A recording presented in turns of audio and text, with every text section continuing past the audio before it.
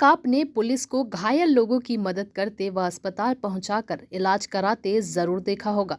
लेकिन छत्तीसगढ़ के पखांजूर में शुक्रवार को पुलिस का एक अलग ही रूप देखने को मिला।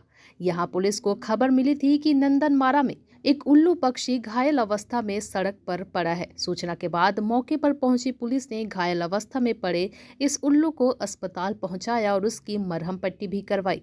हालांकि पुलिस झंझट से बचने वन विभाग को सूचित कर सकती थी, लेकिन पुलिस ने इसे गंभीरता से लिया और तत्काल टीम के साथ वहां पहुंचकर उल्लू को पशु चिकित्सालय पहुंचाया, जहां उसका इलाज किया गया और उसकी जान बच गई।